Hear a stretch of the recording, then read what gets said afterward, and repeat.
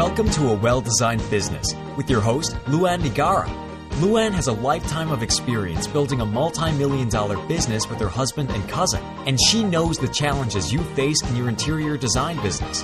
LuAnn brings you real-life answers to your most pressing problems, as well as practical strategies to explode your interior design business. So, let's get to the business of interior design.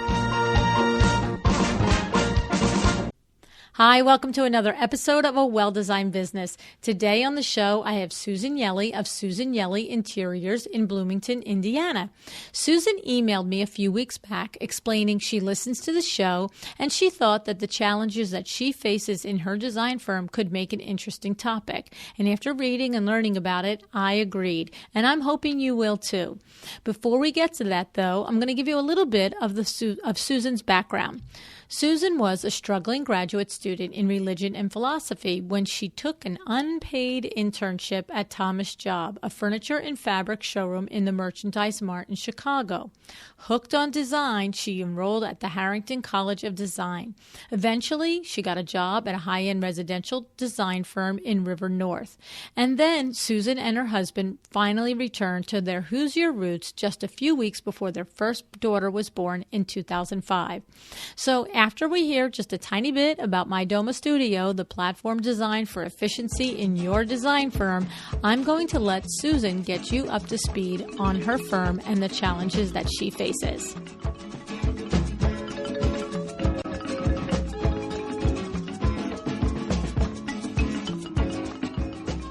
My great thanks to MyDoma Studio, our podcast sponsor. What is MyDoma Studio? Well, you know, as busy interior designers, that running your own design firm isn't just about designing. That's what we talk about here all the time, right? There's managing contracts, clients, payments, products, and a million other things that you have to have locked down. It is challenging, but you must run your firm efficiently so you can do the fun, creative things you enjoy so much. And that's where MyDoma Studio comes in. I'd like to invite you to try MyDoma Studio today. Go to mydomastudio.com/a-well-designed-business. Designers around the world are using MyDoma Studio. What about you?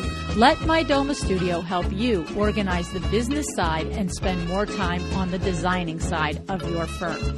I'd also like to share with you that Vin, Bill, and myself are so impressed with MyDoma Studio that we have invested in this company. So see for yourself what MyDoma Studio can do for your interior design business. And if you visit using the link mydomastudio.com/a-well-designed-business, you will receive a special offer just for you as listeners of the podcast.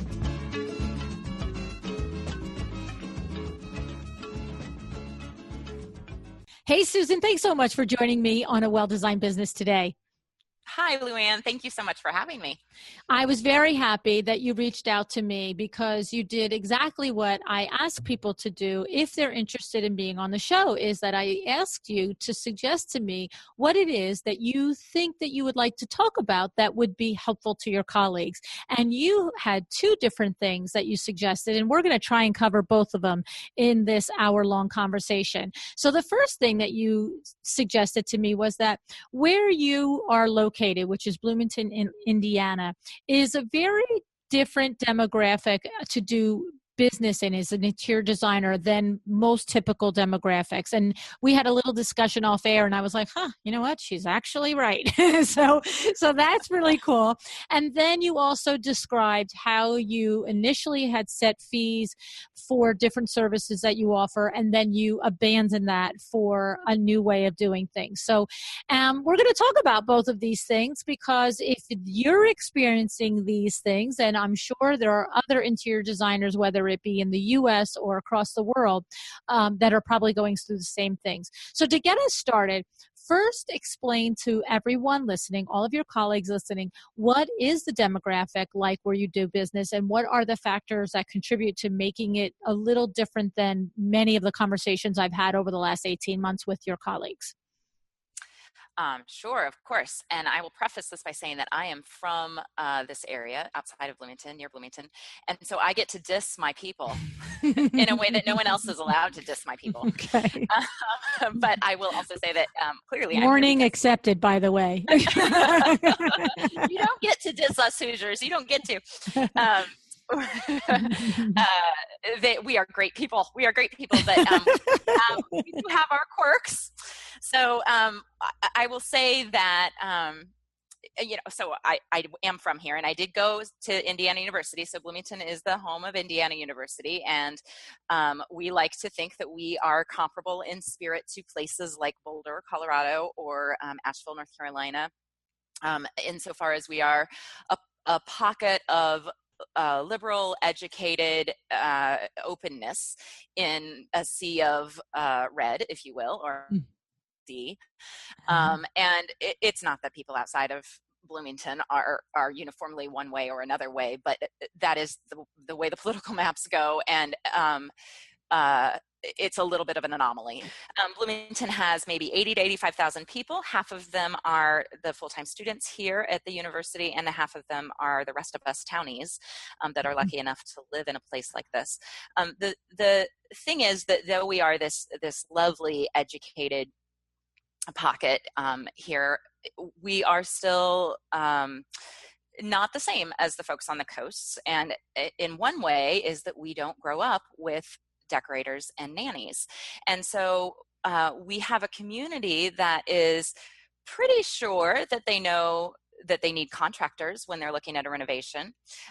They might think they need an architect. It almost never occurs to them that they need an interior designer. So a lot of our clients, I've never worked with a designer before. I don't have any idea what this is like. Tell me what this is like. So a lot of our job is educating them on the process, which I imagine all interior designers do, but also on what our role is and why we're valuable. Okay. So it's an interesting dynamic. And let me ask you something about that before you go further. It's not a matter of expendable income. It's not a matter of money. It's a matter of the way you're raised there to think that why would you need someone to help you pick the carpet, the lighting, the rug. So it's not that they can't afford it. It's about more, it's just not understood that it could be valuable at first. Is that what you're saying, Susan? Yeah, it's a little of both. I mean, there's certainly less expendable money here in general, and fewer people certainly than there would be in New York or LA or Dallas. But even if they have expendable income, there's an attitude here about what things should cost and how much we ought to be spending on things that are, not absolutely necessary. And just getting that value for a dollar is a big deal here, and it should be. I mean, I appreciate that, So, but it is hard to make people understand the value that we can bring, insofar as we, keep them from making. We like to say things like, we save you money because we keep you from making bad mistakes, right? Or we save you money by giving you a plan for this space, so that if you're traveling and you see a terrific little stool that you love, oh, hey, that could work really well in that one corner where Susan said we need a little table in the corner that is wood and a interesting piece there. So we have to, in many ways, sell our services sort of every time we get on the phone, every time we go to a meeting.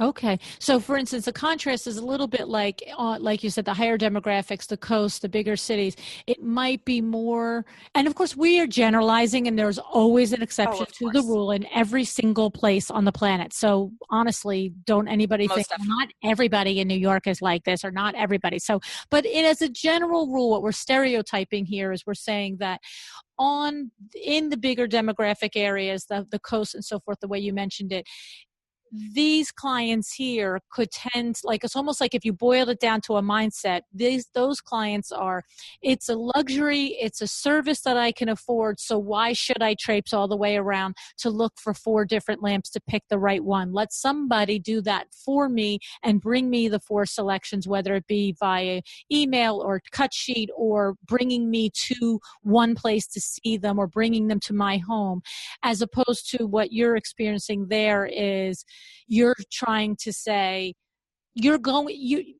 you're not educated in this like I am. You're a really educated person and you have your terrific talents. But the simple fact is that even though this looks like an expense, at the end of the day, I'm going to save you money. So we're appealing to two different aspects. And you're saying that the second aspect is much more effective in your demographic. Yeah, I think, and I've lived in Chicago and I've lived in other places across the world. And my impression is that there is more of a culture and a mindset of time is money in places where, in cities, basically. Right. And here, first of all, you're not exposed to designers as much here. So a lot of what they're seeing is HGTV. Right. And we all know a lot of HGTV is DIY. Right. And there just isn't a culture here of outsourcing. Right. In the Why way would that I there pay is for somebody to do something that with a little bit of legwork I could do myself? Absolutely. Yeah. Right. Whereas, touche, touche. Oh, right. I get And it. if you are capable, but there's so many people that are going to chase good money after bad because of the mistakes. Absolutely. That is exactly right. Yeah. Right. Yep. Right. So how many years? Tell us, I know I said it in the introduction, but how many years are you in business again? I started doing it on the side. Gosh, I think around 2002 when I still lived in Chicago, and then I worked for a high-end residential firm and clearly was not working for clients of my own at that time. I've been back in Bloomington for almost 12 years and have 3 children. So it was off and on, a client or two at a time for many years there. I hired my first employee, I think it's been 3 years this summer.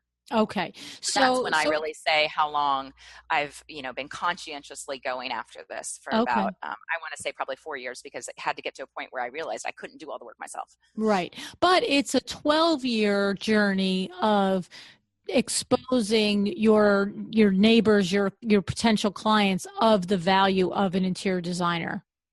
Right. And rooting in our community so that outside of business meetings, people get to know me and my husband and my family. And, that's one of the great things about a small town, right? Is that you get to know people. So you're just educating them just by being in the world, right? Right. And I'm just going to clarify, because I struggled with this when we talked a little bit before the recorded conversation. To me, 85,000 residents is not a small town. Well, of course, let's take it 40,000, because 40,000 kids are certainly not your demographic. But even a 40,000 person community isn't such a small town. But what you clarified for me is that it covers a lot of square miles. So where I might have a community right near me with 40,000 residents, it might be a 8 or a 10 square mile or round, diameter community, where for you, that's many, many more miles. And that's why it feels like a small town, like a small amount of residents, because it's a small amount of residents per square mile, as opposed to us where we might have 40,000 people crammed in, a 3-mile radius or a 5-mile radius or a 10-mile radius. Yes, right. So, and the fact that we're a little bit of an island. I mean, I do get clients out in the nether regions. I do get those. And certainly I've had a couple in Columbus, Indiana, which has, such wonderful architecture, and a lot of clients in Indianapolis. But it takes me an hour and a half to drive to the northeast side of Indianapolis, where most of the folks are that are hiring designers. Okay. And so just from a standpoint, it occurred to me as you were talking about this, is there a design center close by, or what do you do with that? Yeah, so I used to work in high-end residential in Chicago, and we were like 2 blocks from the Merchandise Mart, and I worked in the Merchandise Mart before I worked at that firm. So it was a great resource. We have the Indiana Design Center. It's up in Carmel on the northeast side, like I said, and it's lovely. They have some lovely outlets there. Clearly, not nearly as expansive as Chicago. And I do go to Chicago from time to time, probably 2-3 times a year. Although I will say that. Typically the design center, the stuff that you see, or, maybe my view is limited, but those higher end pieces are hard to sell to my clients. Okay. So you have it, but fabric, you don't need it so much. We don't need it so much. Occasionally for a given client, but we don't need it so much. It's more, when I go, it's more for my own personal creativity and boost and eye candy, all that. Okay, understood. Okay, so there was a significant curve, but I guess from your standpoint, because you are homegrown there. And even though you've traveled and you've gone away and come back, you understand the people and you understand your community and you understand the hot buttons and the way to speak to them. And it sounds like you understood that rather than just standing there in the town square and saying, hey, I'm a designer, that you integrate and filtrated yourself into all of the communities through your family life and your professional life and everything, so that you become somebody, instead of saying, here I am, it's like, oh, there you are more. Yeah. Well, and you know, what's going to make them hire an interior designer? Well, you know me and you trust me and your kids go to school with me. Right. I mean, I'm not screwing you. I'm not just gouging you for, you know, money that you don't need to spend. No, I actually provide a real service. And you believe me when I say that because I live next door to you. Right. You know, and you Right. So, okay. You know, you can imagine that in small towns, trust is a very important thing. And it's something where, you know, when you go to a new dentist if you live in Chicago and you go to a new dentist, you may have it on a recommendation, but really you're going blind just a little bit. Whereas here, if you go to a new dentist, you know, like 25 other clients of theirs, and you know, your kids go to school together and you volunteer with them down at the food pantry or whatever. Right. Okay. And then I would say even that has the flip side of the potential for some discomfort all the way to full out problems, is because as much as I can hear it in you that you're a person of integrity and that you really value not only your community and where you grew up and your clients there, but there's always things that go wrong. And it seems to me that's the other side of working in such a small, closed-knit community, is that there is no way to get us to escape it. So here you are, maybe you have a disagreement with a client, they don't understand the expectation wasn't set right, or something went wrong from a third-party contractor and they're railing at you. And then you do have to go in the next day and do cupcakes with your kids at kindergarten. Like, how, that's got to be tough too, right? Right. Well, yes. I come from a background in a couple other fields, and as an English major and that sort of thing. And one of your I think it was, who was the marketing gentleman, the Portuguese marketing gentleman that you had on one of your Power Fridays? He was asking us to write down our superpowers, and I did that little exercise. Okay. And one of my superpowers is truly communication, and I do it well in general, but I have learned to do it even better when, just like anybody, when things go wrong, you improve your contract for the next time.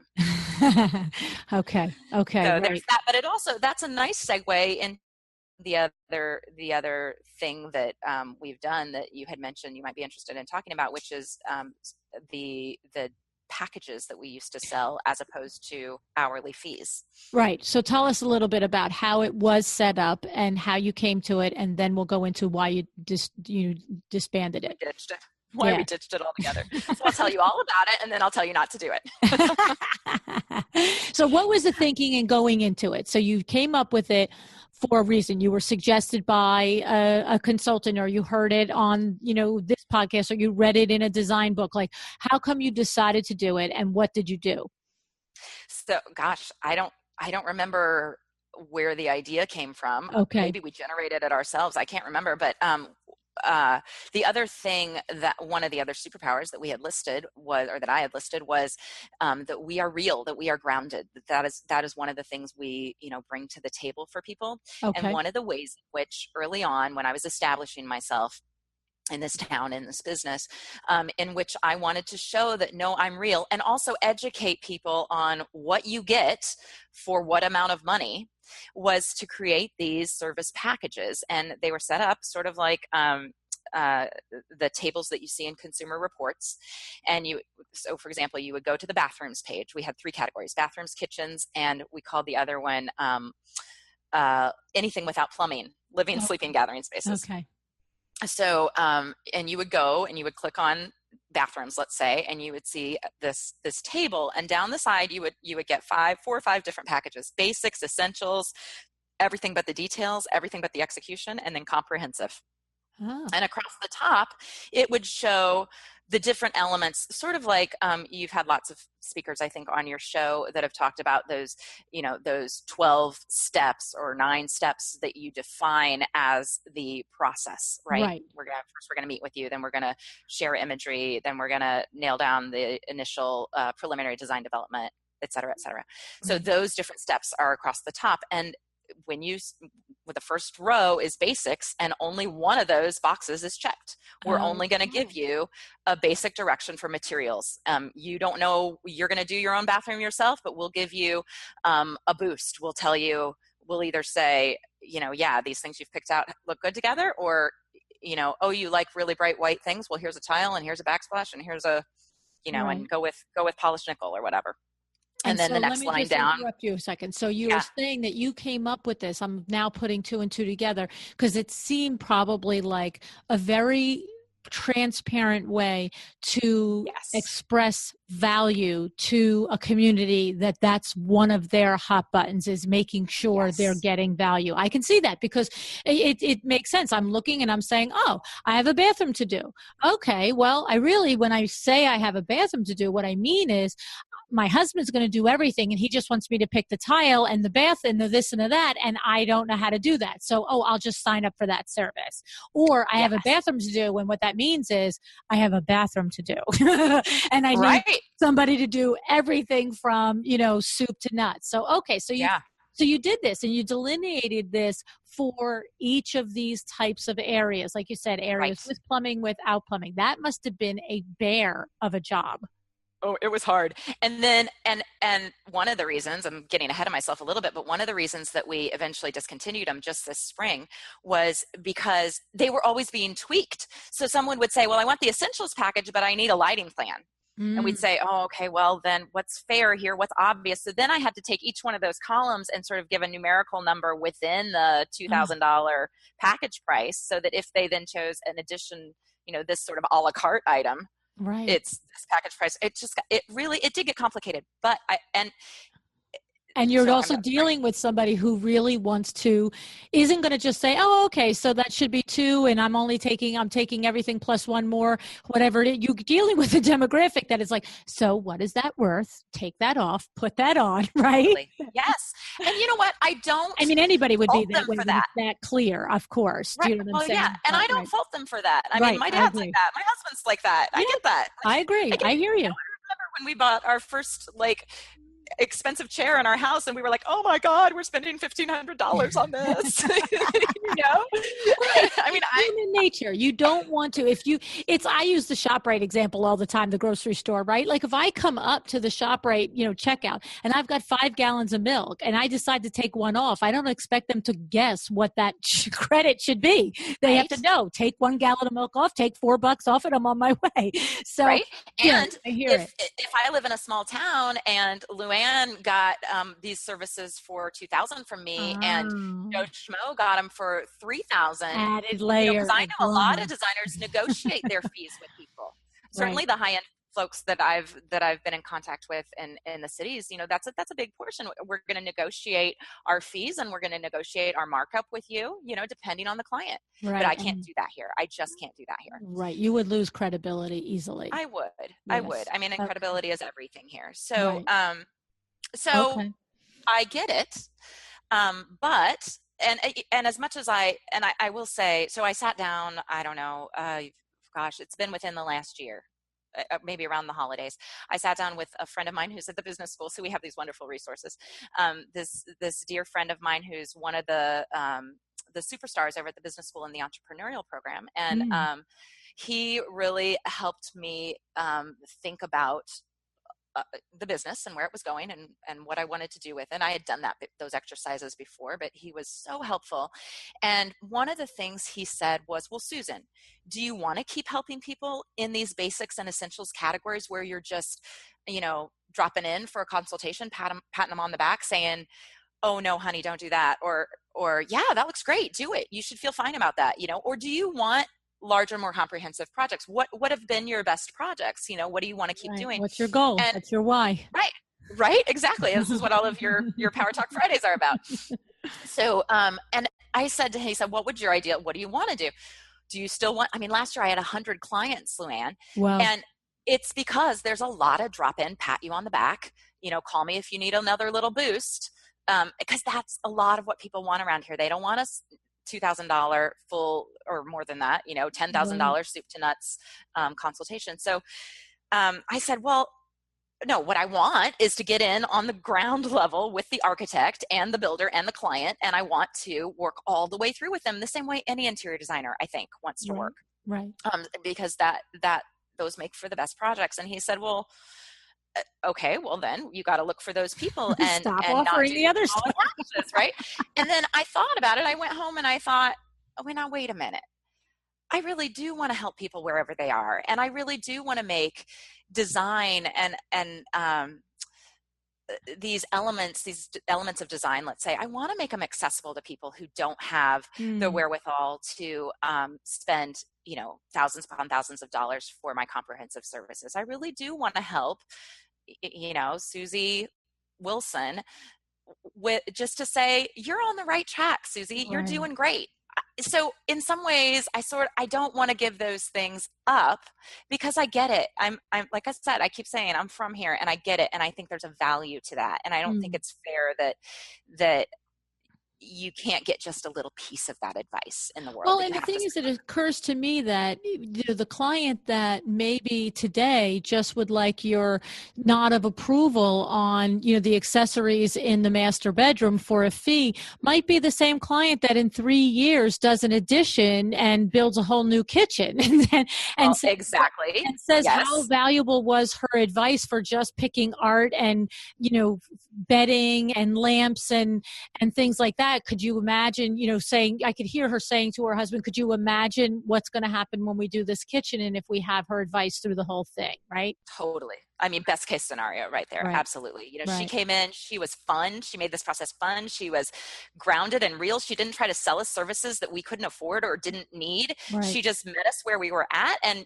gave us a boost. And then we kept going with the confidence that she gave us. I mean, best case scenario right there. Right. Yeah. So on the other hand, in talking to this friend who's in the entrepreneurial program, he did say, he quoted, I think it's a well-known psychological sort of study or sociological study that where people who, if you're comparing a can of beans and another can of beans, and one is $1.50 and one is $2.25, and there's no substantive difference, you'll buy the one that's $1.50. Right. But if you're looking at service products, where it's not an actual object, it's a subjective end, the psychological studies say that people look at somebody who is that costs more, or something that costs more, and something that costs less, and they lean toward the one that costs more because they think that it's going to be better. Right. The perceived value is better there. The perceived value, exactly. And so here I was trying to keep my rates low. I was trying to be so transparent. And he was also saying, and I think that some of these clients that you're saying are your ideal clients are, in fact, coming to your website and seeing all these numbers and thinking, no, that's price focused. That's not what I am. I'm higher end than that. Mm-hmm. And it's actually turning away your transparency, your, desire to be transparent. Okay. But it's turning off the people that you actually are trying to attract.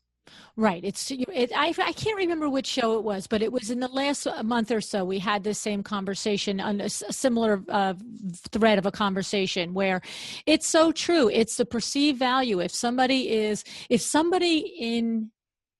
in a position, let's take an hourly rate, for example, which is not what you're talking about necessarily, but let's just say if one designer is $275 an hour and one designer is $85 an hour, and both have it expressed on their website, and the potential client that's looking at both of these has Googled interior designer, my town, USA, and both of these designers come up. If that client looking can afford both, they will go to They will do everything they can in reading that other designer's website to convince them that this is a better value. And they will do everything they can in reading the $85 an hour designer's website to justify that designer is not worthwhile.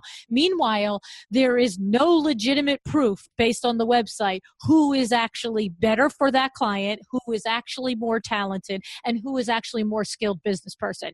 But it's the perceived value. Now, it's a different story if the potential client looking truly has a top number of $85 per hour or even $50 per hour, and they're looking at an 80 and a 275. But to your point and to your friend's point is, if you're trying to attract the client with the wherewithal and the money to hire you, then put your services at a higher value and you will attract them. So, yeah, I love it. I love it. Exactly right. So that is what we did. We took every mention of numbers off our website earlier this year. Now, I will say that what we still do is, if you call me up, LuAnn, and you say, I'm thinking about remodeling my bathroom, I'll go over there and I'll talk to them about what the scope is, and I will then get them a contract that has an estimate. And those estimates, we are so good at them because they used to be packages. We had to be good at them. So, we took the time to really figure out, because and that's I can hear that too. That's very clear. So if you are looking at a bathroom project, when you were coming up with your packages and the checking off the columns, like in Consumer Reports, you had to take the time. So if I were going to offer this one service, how long will it take me? If I'm going to add this one service to that, if I'm going to add all 10 of these services, you know how much time it takes you because you did that legwork. And so when you leave your consultation with your client, and even if it's just your own self in-house, you say, well, they're pretty much going for the first 4 services and not the last 6. This is this much money. That's what you're describing. We still call the conceptual design, we still call it essentials. Right. We still refer to it as essentials. In the office, an essentials package is this much money, and that's essentials. Right. Very good. Very good. And so I was reading on your website, you have different categories under your services. You have new builds, virtual design, move-in help, get a gut check on potential services, or gut check on homes. Potential. Oh, that's what it was. Gut check on potential homes. That's interesting. Do you know that's interesting? I'm sure there are other designers out there that do it, but I haven't had a conversation with one. And it's funny because I'm knee deep in helping my youngest find a house, and they are living in Boston and they keep coming into New Jersey. Yay, they're moving home. And I asked, her husband to be might have been like, really, your mom's coming with us and your dad too? Like, are you crazy? So the first, outing we did, and I asked, and of course my husband is super knowledgeable about all construction things and heaters and all that crap, roofs and all that. So is my son-in-law, by the way. But I said to her, every time we would, there was a particular house this past weekend that we walked in, and it was just covered from top to bottom with tchotchkes. I mean, every room had 90 things on the wall, and I literally just looked at her. We walked in the front door, and I just looked at her. I said, please strip it from all of this. Please just look past this. We're looking at the floors. And that's a skill, LuAnn. Yes, that is a skill to get rid of all the pink carpet and it's the truth. She struggles with it. Every single house we go in, she struggles with it. And she knows, she grew up in the business. She knows what it is, but not everybody has that skill. And so that's a valuable service that you offer. And so you just spend a day going around with them and their realtor and just say, this could be moved, this couldn't be moved, this is like a bear, this is like an easy job. Like I always say, well, this is paint and jewelry on the lady, we're good here. Or this one is a little bit deeper, this is like plastic surgery and a gym, a health club membership for this lady here. You know what I'm saying? I'm like, a lot of work for this one. Let's move on. Absolutely. And so is that what you do? You give them a price to go around for X amount of houses, or just one house if they're interested in. It's our hourly rates. So I have 4 people, including myself, on my team. We did have 5, but my lovely associate designer has moved to a big firm in Portland. God bless him. And so we have 4, and I have myself and a senior designer and an administrator and we change our titles all the time. Like, it's sort of, what title would you like to be today? And I'll just call her my guru of everything else. She's my business manager. So is that your Jersey girl? I'm just asking. That is my Jersey girl. Yes. She is awesome. And I have to say, as an aside, LuAnn, I have to say that a Hoosier and a Jersey girl make excellent partners. It's like, it's awesome. It's like a Scorpio and an Aries, because she is so skeptical and I am so like gullible, I guess. So what I loved is I saw on your website, it said that Carrie Jean is her name, right? Yes. So it said on your website that she has an appreciation for sarcasm and she's horribly critical of pizza. And I was like, yes. That is Jersey all the way. I love that. Absolutely. She's my people. She is wonderful. Actually, so my whole staff is wonderful, and anybody listening from any walk of life will know how incredibly valuable that is. Right. And I mention that because any one of my staff members could go with you and look at a house. They have those skills. Of course, their rates are lower. So for these realty services, if you want to hire somebody, to come along with you and say, oh, you're never going to get a mudroom in this house, or the way the layout is going to be perfect for opening this up. It's very easy. The roof lines are good. This is great. This is wonderful. Look past the tchotchkes. They could all do that, and they could do it at holding on to that core value of serving people really of all different income levels, because you could get me, or you could get one of my other staff members that has a substantially lower rate, but who is really quite capable of doing that kind of consultation. Right. I love it. That's very creative. I'm sure there's designers listening going, I have that on my website too. But in all the research I've done in these last 18 months, I don't recall ever seeing that. And of course, like you said, a good designer with their soul can walk in and I'm not even an interior designer and I can do it. So, I know all of you can do it, and to list it as an option, I thought was pretty clever. And so that's, I will say, LuAnn, I will say that we don't get a lot of calls for that because realtors want to do it themselves, and they can be quite good at it. Right.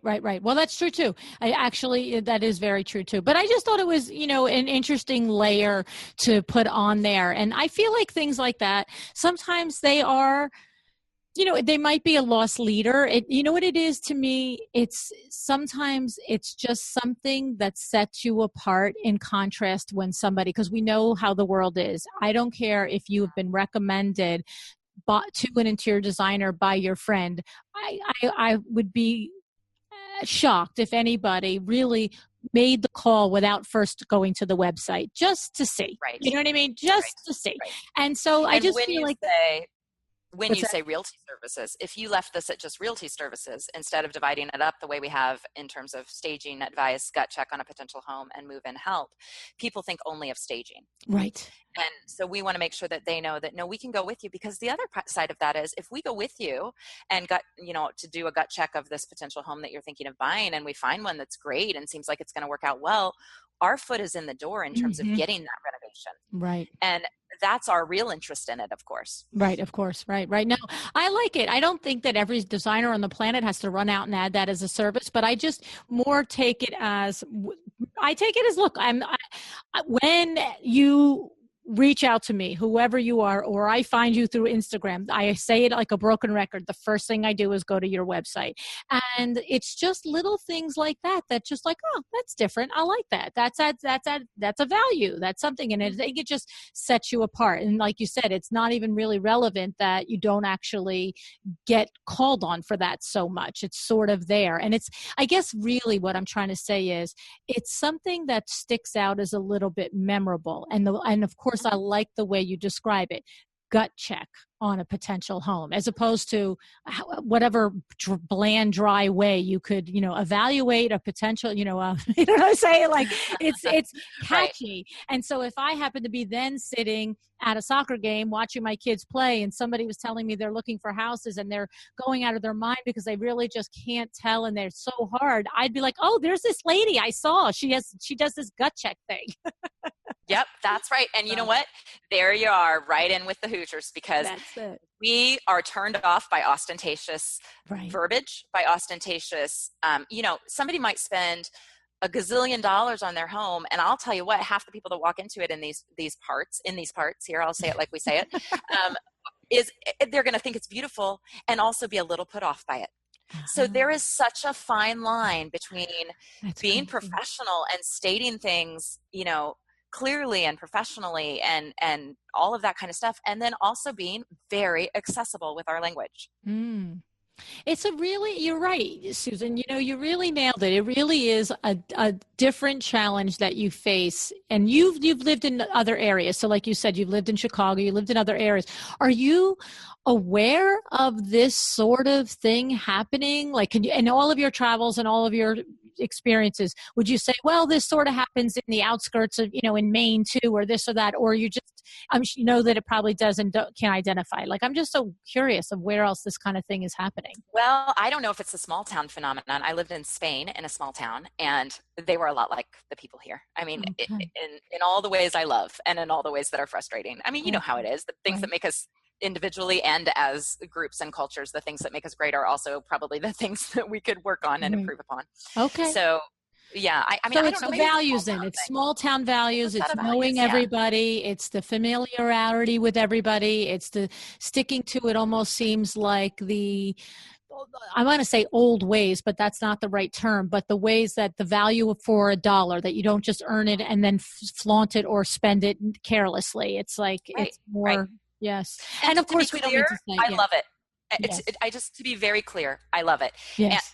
But I will say that it makes it harder to be an interior designer. So we have really had to and continue to think creatively every day, every week. How are we going to make money? Because you only have so many. I mean, in some ways I have to resign myself to just making money on our consultative time, but you only have so many hours in the day, right? Right. So most designers, I think, are making money on their time and then also on product markup. And that is so far not a feasible option for us. So we have to think really hard about, what does interior design look like in this culture? So tell us a little bit about that then. So what you're saying is that most of your income is generated through consultations, whether it be a one-off consultation for a gut check on a house, or hey, yes, everything you picked and you brought in here is going to look good, to a consultation that lasts throughout the process of a room, but you're not actually, what you're describing is most often you're not the one making the purchases for the rough plumbing and the faucets and the tile. You're just really always just consulting all the way through, pretty much, in that demographic. Yep. Right now, while we try and improve that, we try really hard to get our foot in there, but the contractors are not getting rich around here. So there's not a lot of margin to offer us a referral discount, or I guess we could manage contractors, but that gets into a whole other realm of services and liability. Right. Right now, our core income is definitely hourly rates.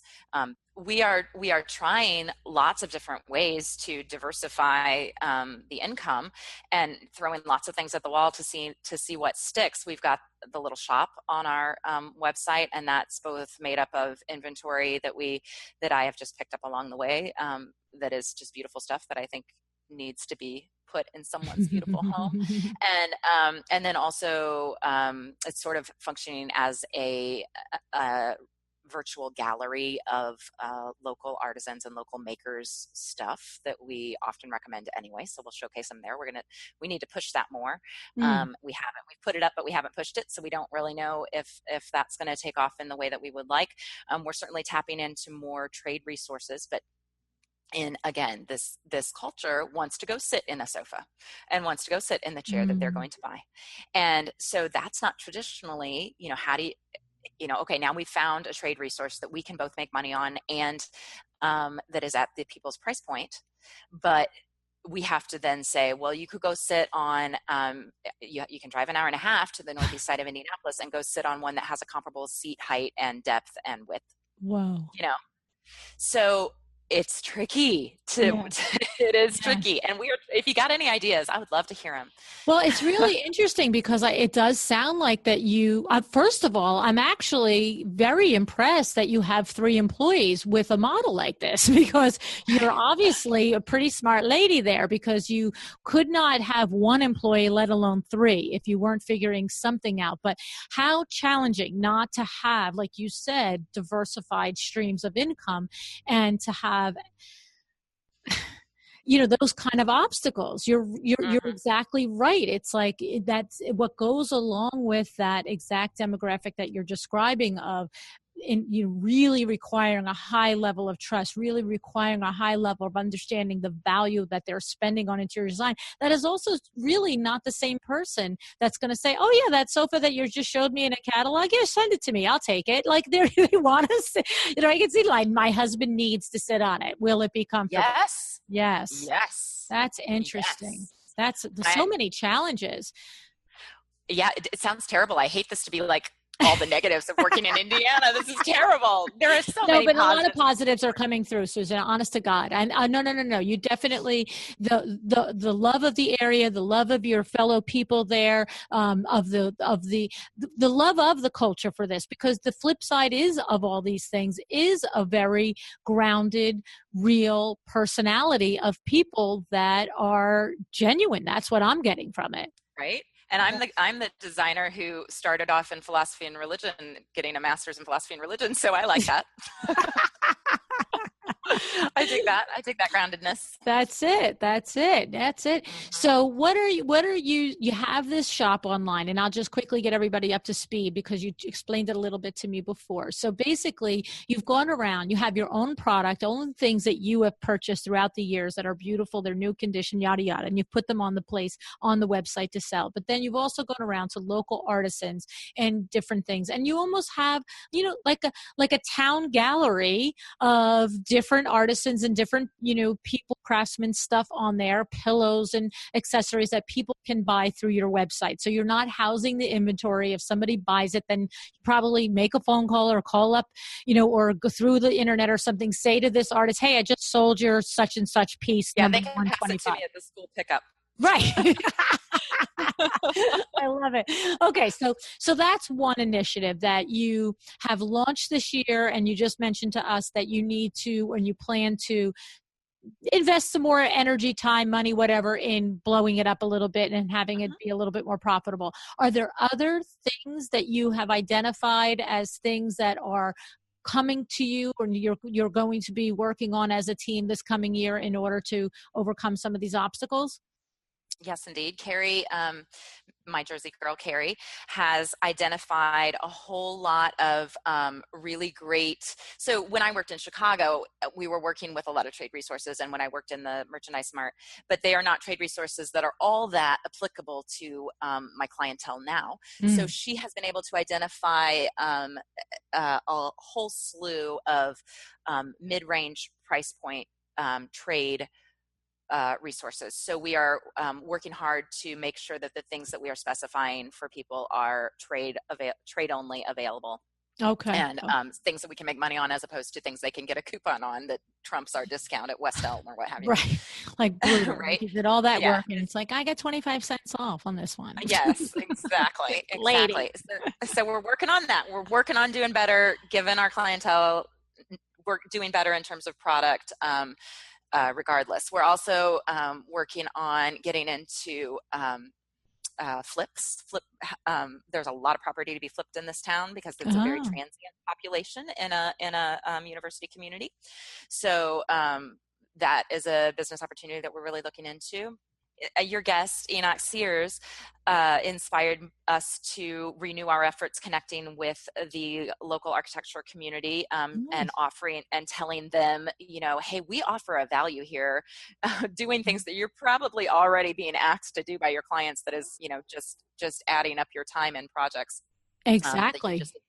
Just that was a great idea that he had, wasn't it? That he said, it was brilliant. Yes. And so, what he was describing, if anybody didn't hear it, it was on Power Talk Friday a couple of weeks ago. And what Enoch said was that many designers, architects, I mean to say, are bogged down in the course of their project by their clients asking them all the questions that relate to design. And they end up giving a lot of this away for free because it's not really part of the project, but you're not going to sit there and look at a client and say, I don't want to tell you that answer. And so what Enoch suggested is that as a designer, you identify those things that you can do and present it to the architect, and that the architect then present it as part of his project. So I'm going to charge you X amount of thousands of dollars to do this project, and you can have like the design package for another $5,000 or whatever. And I mean, you tell me if you heard it this way. What I heard was an opportunity for an architect to sort of keep swimming and staying in the lane that he likes to be in, and then offload that part to people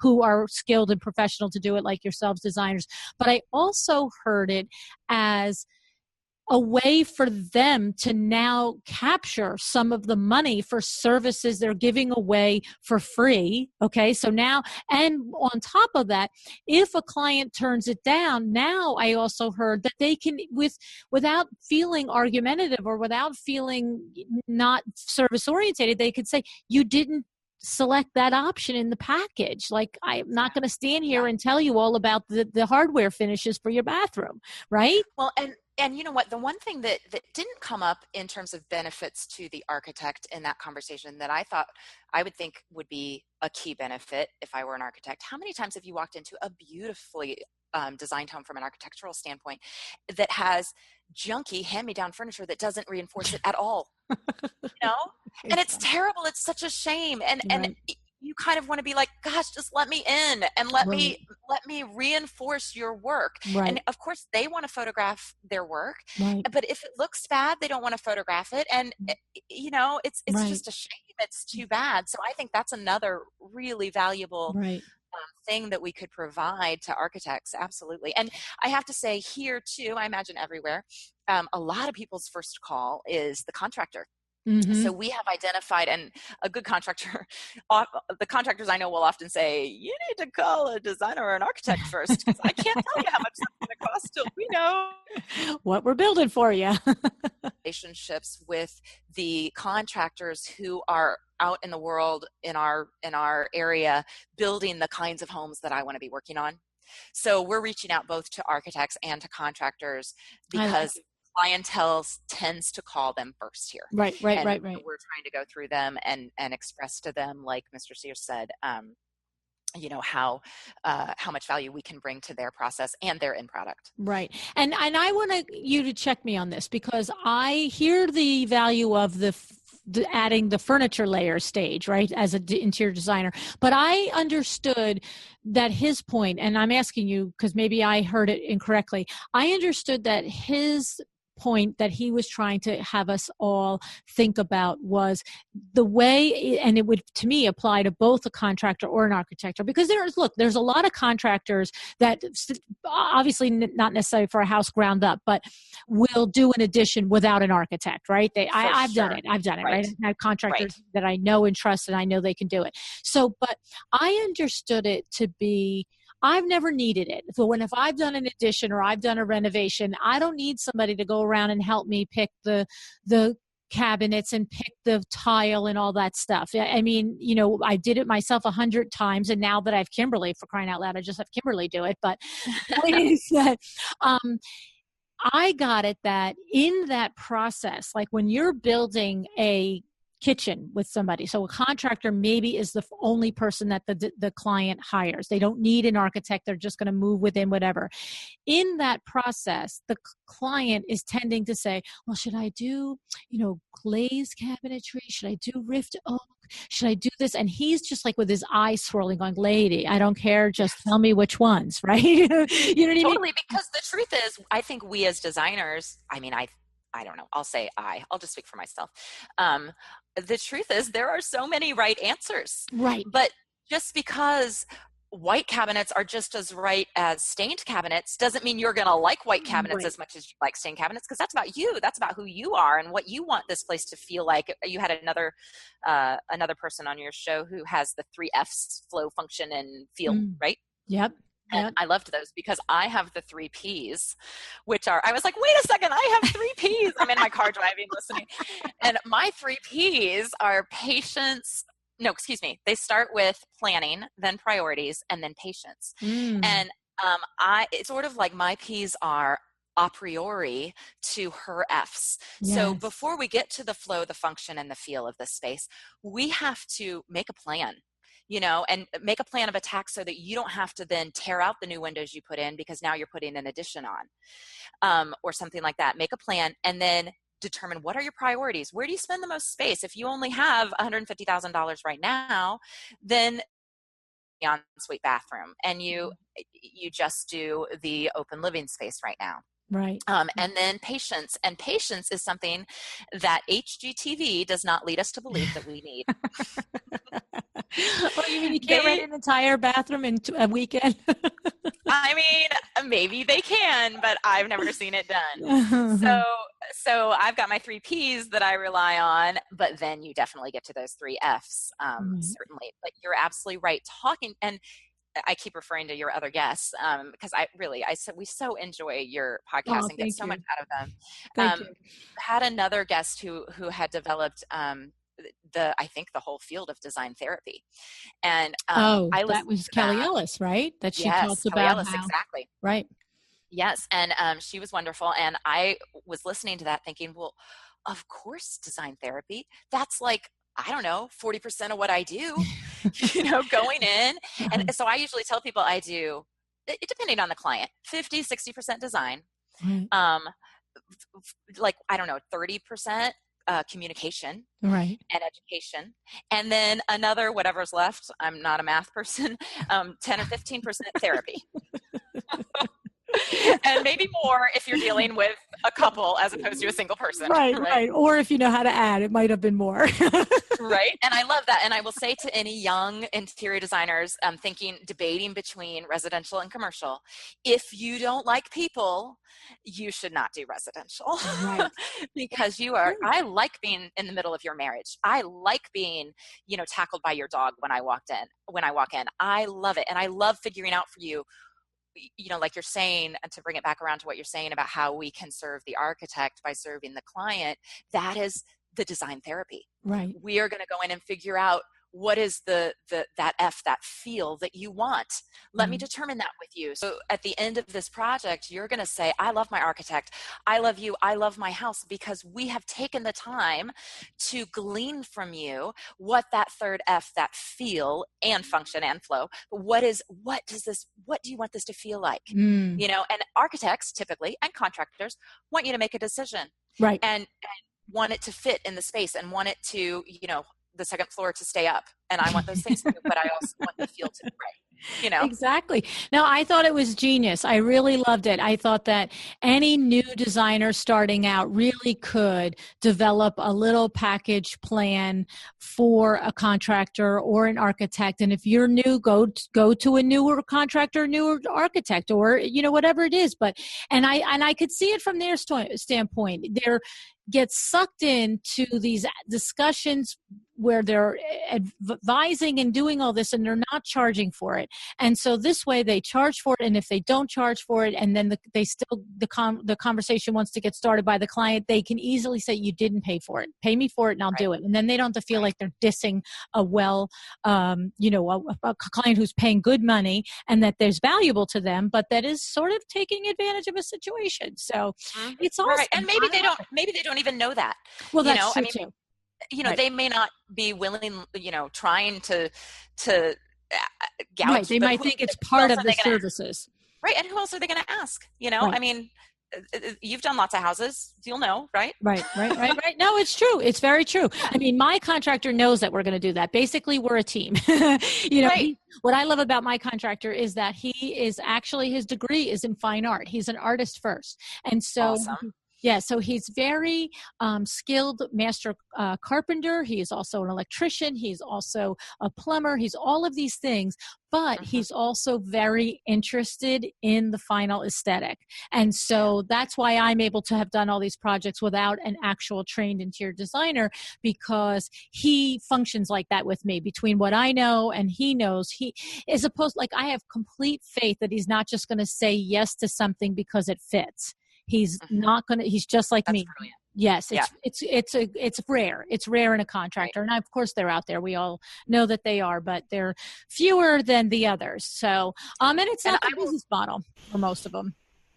Yeah, right. Exactly. And like you said, they want to swim in the lane that they chose to swim in. Yeah. And I want to add one other thing, which is that the woman who works for me as my senior designer is an architect, a trained architect. So the other thing that we are doing besides reaching out to other architects, we are also really trying to market us more as what those lucky ducks that I hear on your show often have, which is soup to nuts. Yes. You know, we can design the house and then get you all the way to putting up your art. You know, well, and that would be true. I would think even in your demographic, there are people who are building, and they no matter what the climate is there, anybody who's building a house knows that they need an architect, I hope. Right. Well, and no matter what the culture is, everywhere, I feel like, at least in the developed world, everywhere people have less time than they used to have. I don't know why, and I think it's a little bit sad, but well, because we have to spend 5 hours a day on Instagram. Like, don't forget about that. Yes, we have to do that even a year ago. We can't miss that time. So everyone is busy, and we are trying to market soup to nuts for you, and it'll be a beautiful product, but also it will save you so much time, and in the end, save you money. Right. You know, I love it. So we're really trying to push that. I mean, everybody, whether you're in Indiana or New York or Paris or where have you, everybody has less time to spend than they used to. It's the truth. Well, it's very interesting. And I really am glad that you suggested this, because it is something that we haven't talked about before. And I'm sure there are designers listening. They're like, hey, my demographic's completely different too. It's like this. Well, I'm going to say, email me and let me know. Yeah. Right? Yeah. It's really terrific. And I will be driving my 3 hours up and back from the northeast side of Indianapolis to the design center, and I will listen to them. That's right. Exactly. Oh, that's awesome. Well, I thank you so much for sharing your expertise with us, and it'll be interesting to see which of these initiatives that you have put on your plate is the one that earns you the best return on your investment on it, whether it is this initiative going to architects and contractors, or if it's the initiative trying to get more ground up projects, or it's the initiative of your shop on your website. Be interesting to see. You know, you'll have to check in with me in 6 months or a year and let me know what ended up happening. Okay. Yes, it will indeed. And I have to say that in the meantime, I'm having such a good time, and my team is so great, and we have such great clients, and, you know, so we'll work out that stuff. But in the meantime, it's a great thing to get to do. So good for you. Good for you. You sound like you really have your head on straight. I really enjoyed meeting you, Susan. Thank you. You too. Thank you so much for the time, LuAnn.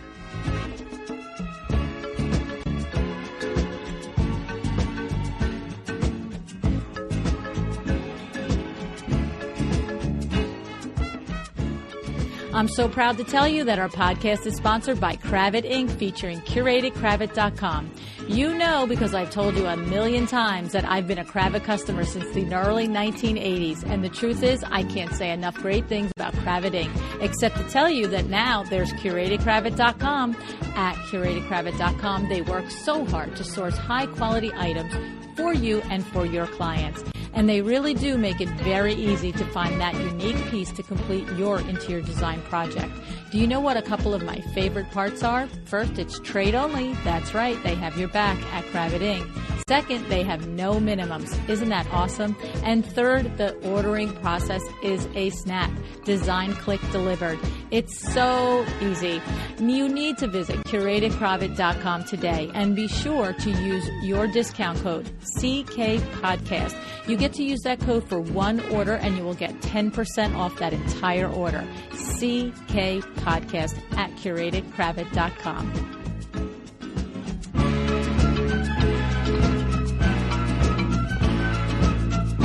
I like learning about the challenges Susan faces that are defined by the area she lives in.